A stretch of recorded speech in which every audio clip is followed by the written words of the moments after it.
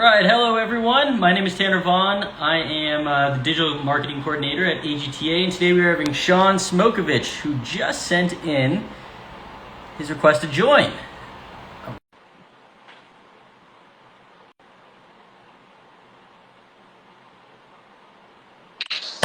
And here he is. Hey there, Sean. What's up, Tanner? Everyone, this is Sean Smokovich. He won the Entry Platinum Innovation in Evening Wear for the AGTA Spectrum Awards last year with some incredible titled Razzzle Dazzle earrings, and you'll see why they're Razzzle Dazzle in just a moment, so bear with us. But Sean here was actually supposed to be with us on 2 weeks ago, but then, as we all see, the forest fires and everything going on in California is crazy right now. So Sean, how are you guys doing right now? Everything okay? It looks like you're at home or at your office. Yes, we are back home. Everything's good. We got evacuated with that last one. Right now, the air is clear, which is nice. It changes throughout the day, which is a little weird.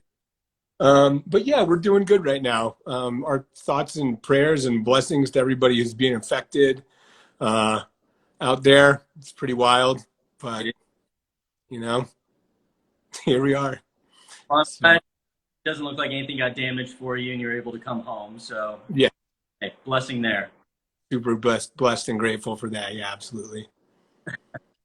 Well, Sean, tell us a little bit about Smokovich Designs first, because I think, you made these earrings for that company, and then we'll get into a little bit of like Somewhere in the Rainbow, who entered the pieces on your behalf. Absolutely. Yeah, so Smokovich Designs is largely me, but I also have the amazing help of my wife, Lior, who is an amazing sounding board and helps me with a lot of administrative stuff. And then I work with my caster, Steve Godwin, who is a total wizard, and another wizard friend of mine who I work with, Michael Smora. We form a pretty good team, and we can really accomplish a lot of really cool stuff together. So, but we largely I will do wax carving and stone setting and engraving and polishing and finishing and all that stuff. My buddy Steve does the casting, and then my friend Michael helps me with a lot of engineering stuff. And he helped a lot with, we worked together on this project together. So, yeah. Fantastic. Yeah. So here, before we jump into talking about the collaboration with Somewhere in the Rainbow, I want to show everyone what the earrings are that he won with, because they are incredible. And I don't want people to get bored with just conversation because they want to see pretty things. Totally. So, not to say that what you're saying and what we're talking about isn't interesting, but everyone likes visuals too to go along with it. So these are the earrings that Sean Smokovich won Entry Platinum Innovation in the Evening Wear category for the AGTA Spectrum Awards. So these are platinum and 18 karat yellow gold Razzzle Dazzle. Hold on. I clicked the button. All right. We are back. Razzzle Dazzle earrings featuring trapiche rubies with a total carat weight of 30.94 carats and diamonds with a total carat weight of 2.4 carats. So these are the earrings, and hold on, let me see. Can I bring up my brightness so that we can pull up the effect of the Razzzle Dazzle? Okay, that's about as best I'm going to get on camera. But all right, so let's get into the partnership with Somewhere in the Rainbow. Did they commission these? Did they buy them from you? Like, how did that work first? It was a commission. So I visited Shelly's office one day, and after we finished talking about something that I can't exactly remember right now, probably because of these stones showing up, and after that, they probably took the precedence in my mind.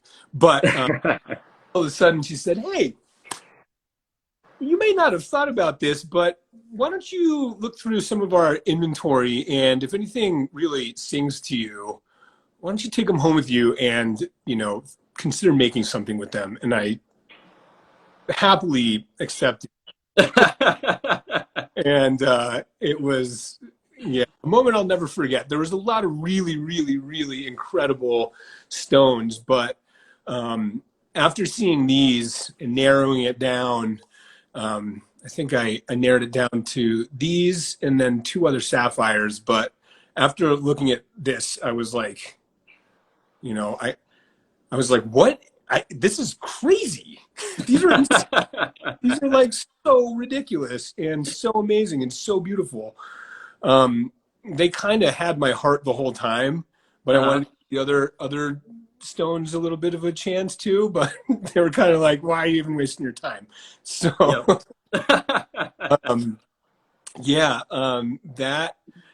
that really kind of, you know, I held them and I was like, these are just powerful and beautiful and exquisite.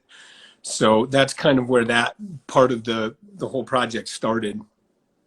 All right. I love it. I love that they do that, because when I was talking to Zoltan David, he was saying in his piece, actually, that won this year too, I think it was called the Queen's Ring, or a name just like that, with his big honkin' spinel. He was saying, yeah, saw their collection, and she said, you know, pick something that you want to make out of, and that was his stone. So the fact that two commissioned pieces, basically the same, you know, kind of approach, I just love the collaboration and seeing that. You know, I know they're great collectors somewhere in the rainbow, but actually, like, you know, roping you guys in to say, make whatever you want. And that's a cool way of, like, full expression of just artistic expression, right? Yeah. I mean, there could be a better way, you know. It is the way, as far as I'm concerned, with my creative process. It was just such a special thing, and to, you know, to be able to work with somebody like that in that way is just, it allows for things like this to happen, you know. Yeah. Sorry, hold on, I'm pulling up the video you sent. I was able to get it. Hopefully it's coming through clearly. Ooh, you can see the trapiches a little bit more right now. Mm-hmm. There we go. Yeah, I'll play it again. So yeah, as you're saying. Yeah, it was just, you know, such an honor to be a part of the collection, and another honor to have them submit these, and then a third honor, it's a magic number, right? A third honor of these winning the award. Really, really, really just so grateful. And I had so much fun making these. It was really something else. Yeah. That's fantastic. Well, let's get into the making of. So let's talk about, like, what inspired you. And I know we've got pictures here pulled up that you sent over for the making of. So how do you want to start this off? Yeah, well, as I was saying, it really, in a lot of cases, my process all begins with the gemstone and what the stone is really trying to say. You know, these are, in a lot of cases, 100, 300 million year old creations. You know, I'm sitting here in this relatively rapid time where I can put all my resources together and then make something that can finish its story and last as long as it lasts, hopefully, you know? Yeah. And so, and this was really not any exception. The trapiche in these stones really, you know, as I held them, when I was first looking at them, I was like, wow, what would these trapiche effects, what would that look like if it continued to, like, crystallize outside of the ruby? Ooh. And, you know, what is that motion and what does that look like? And it was just kind of like in my mind already. You know, my wife is like, hey man, you gotta remember, like, you've been doing this for a long time. But I am often like, how did this happen? Like, it just came together. You know, and then when I think of it, I'm like, oh yeah, no, there's like a lot of technical skill involved, but it's easy to forget. But going back to the making part of this process, the trapiche, like, spray kind of really started it all. And I thought, wow, okay, if the trapiche effect kind of part could be the setting for these stones, I think that would be really cool. Huh, okay. So yeah, and then if you hold the stone up, you can see that there's kind of like chevrons in it. It kind of like so the I'm not sure if I sent any pictures of the actual stone up in the light, Let me but see. I'm looking. yeah, That's yeah, I close mean, as I'm gonna get. yeah, right on. Well, the pattern, the hexagonal pattern kind of continues in different phases of growth. So there'll be like a slightly lighter strip of color and then a Hmm. darker strip and then slightly lighter and then dark red. So it kind of repeats. And I thought, okay, well, since that's also such a prominent part of these incredible stones, how do I kind of represent that too? So doing the chevrons on top that have the diamond pave in kind of speaks to that of that part of the gemstone too. Um, Okay. yeah. So, and then I thought, okay, well, since these stones are really uh, the main storyteller of this whole piece, how do I keep it so that it is? What's the balance here? How do I keep it so that the stones are still the main point, but still support them in other design aspects? Mm. Uh, and kind of tell the whole story. So that chevron kind of thing helped to formulate the diamond pave sections, and then three. Again, I like that number, but it also seemed to be just at the right length Yep. to be like shoulder duster earrings. And I thought that it would give really a lot of nice movement in the earrings too, as opposed to two or one layer of chevron. And now working with chain is a whole other kind of beast in its own right. Oh And yeah. yeah, it's especially when you've got three different points of contact on each layer, and there's three. So it kind of like, it kind of compounds the complexity of that. But Michael really, was able to figure a lot of that out and get these to be perfectly balanced with all of that. And another really exciting part of these earrings was the pave, and I made sure to really nerd out and match all of the facets, and make sure that each and every facet was facing the same direction, which to me is one of those things when some people might not notice it, a lot of people might not, but I'll know it, and it And that's makes really me what matters. yeah, I'll know it. Totally. But then when the people who do notice it, it's kind of like a really cool wink and a nod. Like, all right, Okay. it's in. So so that was really neat for that kind of to come back and some folks be like, hey, nice with that. It's subtle, but it really adds and I guess I'll say, yeah, what the effect does is it has the diamonds kind of refract light in a much more uniform way. It is Right. subtle, but Makes totally. sense. And that those kinds of subtle additions, I feel like, even though they're subtle on their own, the sum of all really.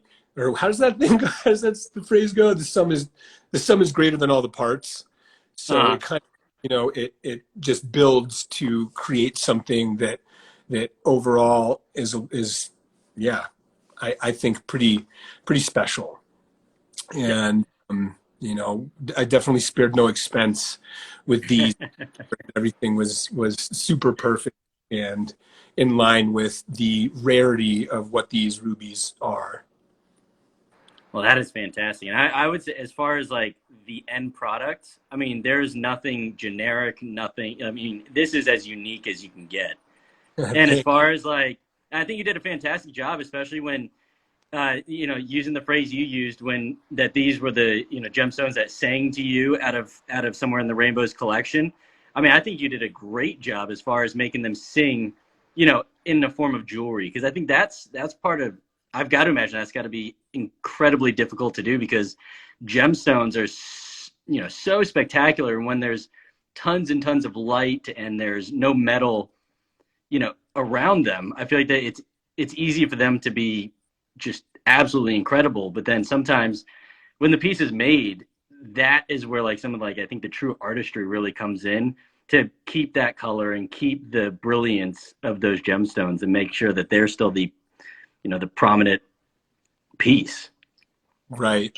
Yeah, that's a totally true assessment, and one of the great kind of balancing acts, I think, of being a designer, is exactly that. How do you do it in a way that it's like a dialogue, right? If there's somebody that's like constantly talking over another person, then you're like, I don't even know what like that. And I'm guilty of it in designing and in conversation, but I try to be aware of it. And I feel like part of, the jewelry process and the designing process is really about finding that balance and, not overpowering the gem. And it's like this thing of, okay, you can do all these things, but don't. Don't. Another thing that my wife, just because you can doesn't mean you should. And that is a very good, a really good, device that I use to help me in my design process. Mm-hmm. And yeah, it's really about how to honor the stone, and its process and its beauty and what is the best thing to do to support it, in the visual aspect of it all. Yeah, no, definitely. And then, so let's get into real quick. Let's go back into some of these pictures and let's tell people about. So you're telling me before that you do a lot of the wax. You specialize in wax carvings and the settings and polishing and all that. And so this was, I think, the first picture in the process that you sent over. Mm-hmm. And these are the wax blocks, right, that you start out with?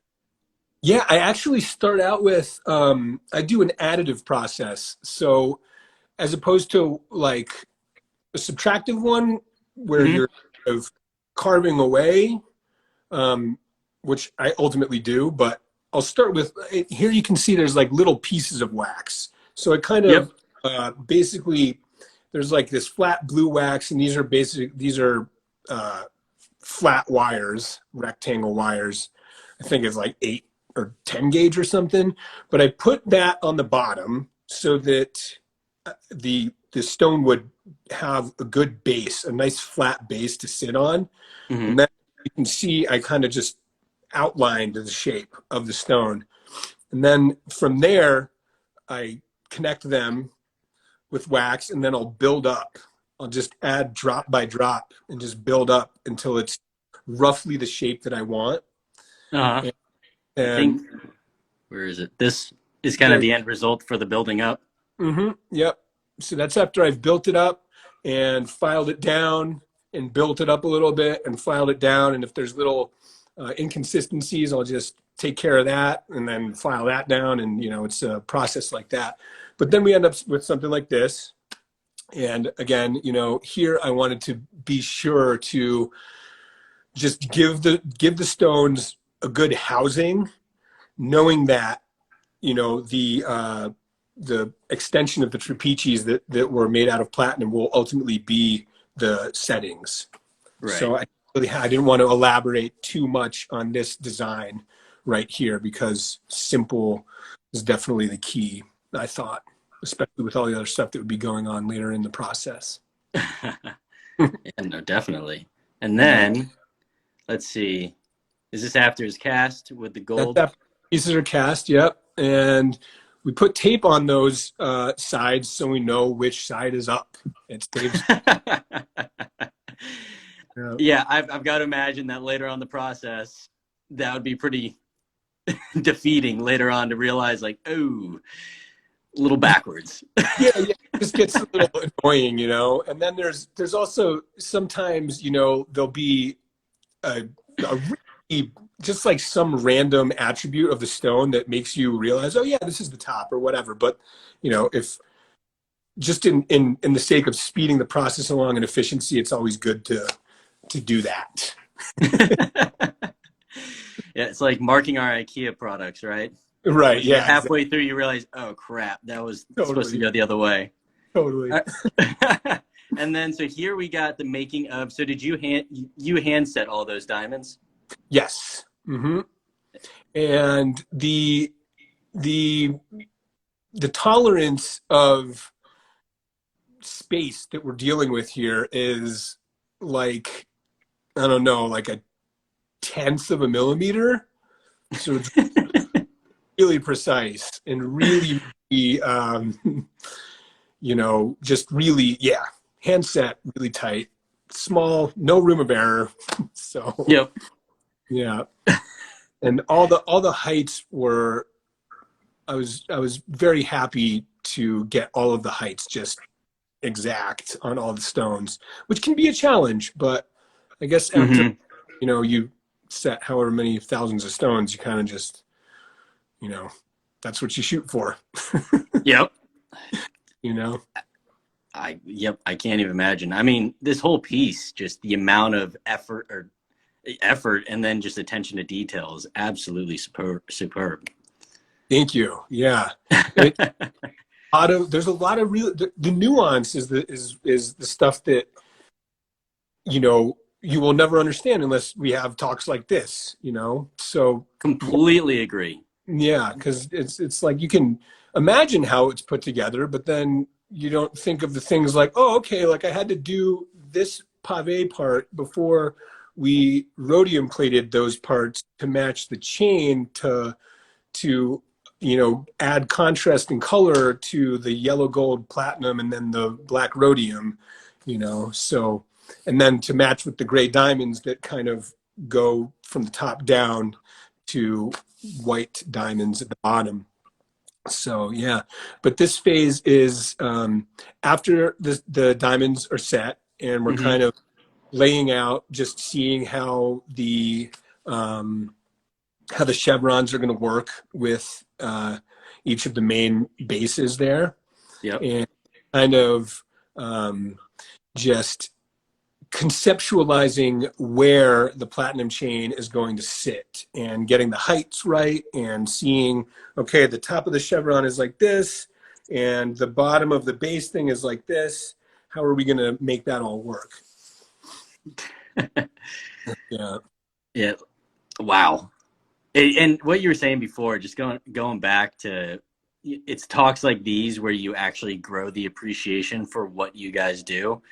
I mean, these talks have just made me like, I mean, there are people that make their own tools to make certain pieces that, I mean, like, and, you know, that's just talking about the gemstones for carving. And then we talk about, you know, this piece and, you know, the attention to detail to making sure all the facets are facing the right way on the pave, that at the end of the day, 99.9% of people will never notice it. But, you know, it's the craftsmanship that's just absolutely stellar.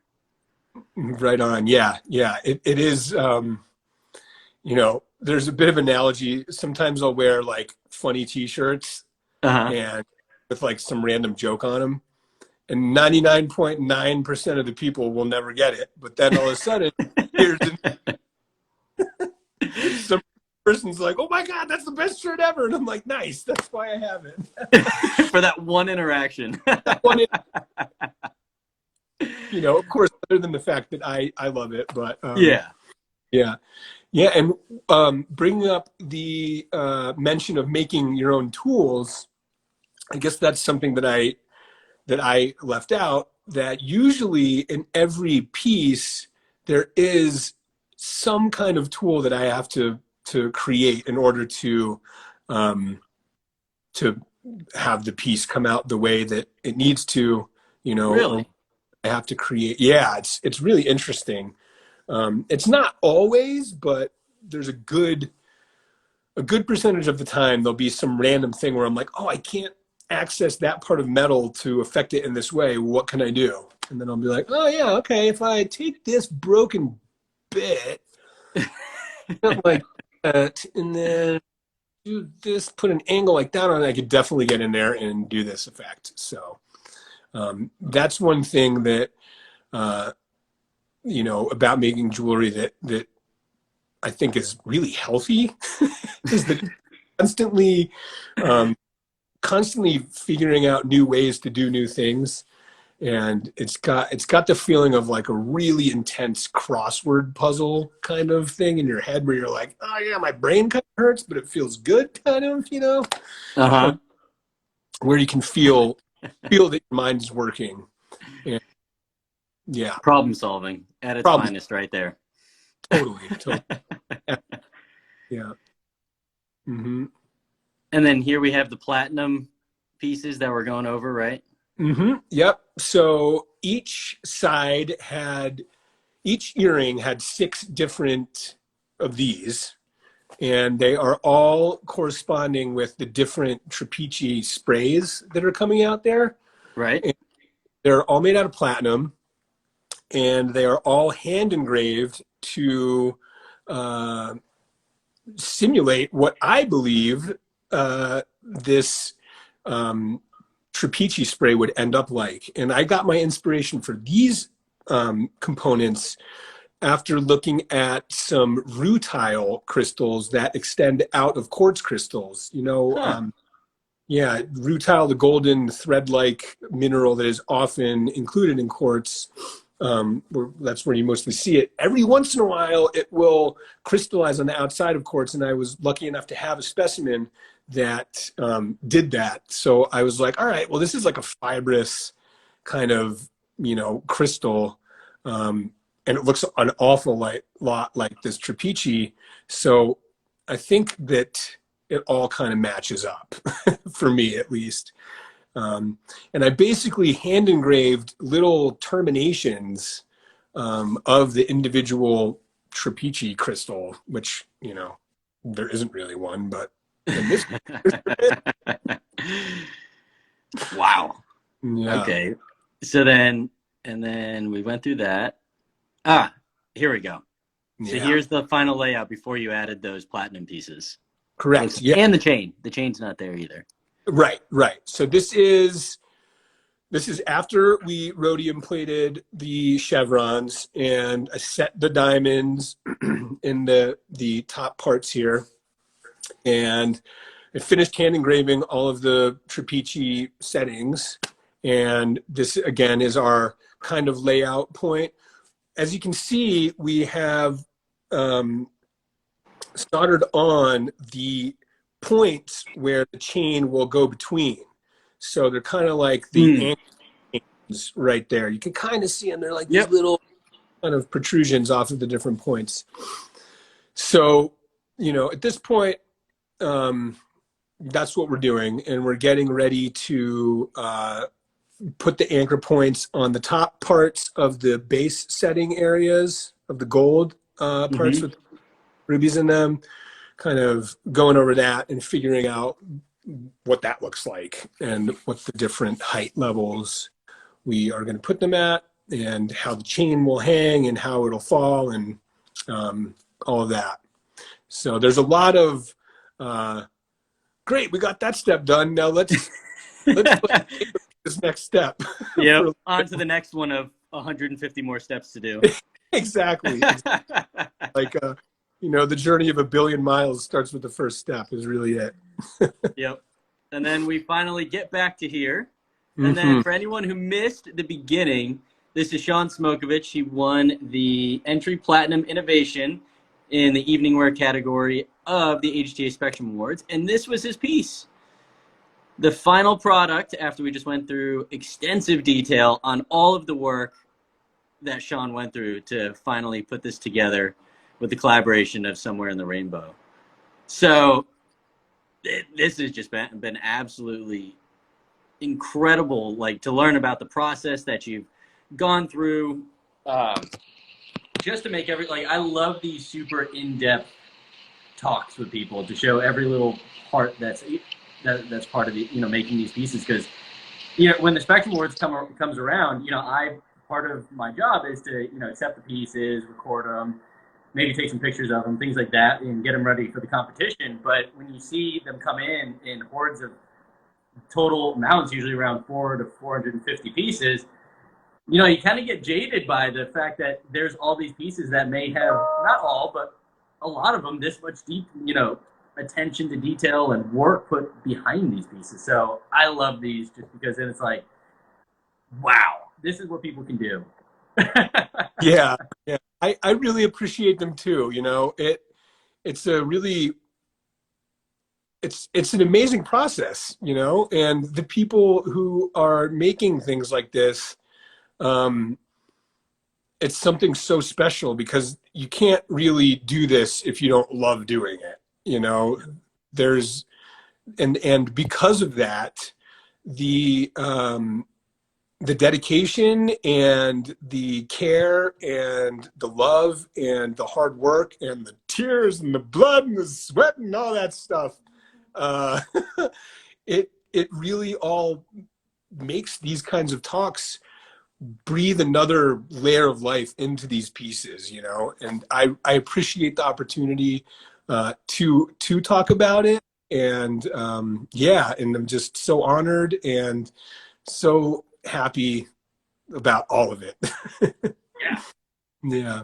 And thank you for coming on and, sharing your thoughts or your story of making these with us. I mean, we love putting these talks together just because, we love hearing about it, and then letting you guys share the deeper story behind the pieces that you make. So thank you for coming on, and hopefully we'll see another piece from you this year. What do you think? I got some stuff in the pipes. Deadlines are coming up soon. So for anyone who's on here thinking about entering the Spectrum Awards, the dates, I wrote them down this time so that I don't forget them, because last week I think I was off by one day. But so we've got the mail-in entry deadline is September 24th for people who are wanting to enter. And if you happen to be in the New England, New York area, you can drop them off at our New York drop-off October 5th. But if you're going to enter and you want to save about 10% off on your entries, if you pay for your entries by September 10th on our website on agta.org, then you can save 10% by September 10th. So that's my little spiel. And Sean, thank you so much for coming in. I really hope that I get to see your name come across my desk in the coming months of a new piece. And Thank you, Tanner. It was really good talking to you, and thanks to AGTA, and thanks to Shelly and Somewhere in the Rainbow, and to Steve, and to Michael, and my beautiful wife, Leor. Good crew, AGTA, you guys are awesome. Shelly and Somewhere in the Rainbow, you guys are awesome. Steve, Michael, and Leor, you guys are awesome. And Tanner, you're awesome too. All our viewers right now that have tuned in today. So thank you, everyone who is watching. We're going to watch afterwards. This will be on our IGTV. So thank you, everyone, and that wraps it up. So thank you, Sean. I will talk to you soon. Sounds good, Tanner. Thanks so much, and thanks for everybody to tune in. Bye. Bye.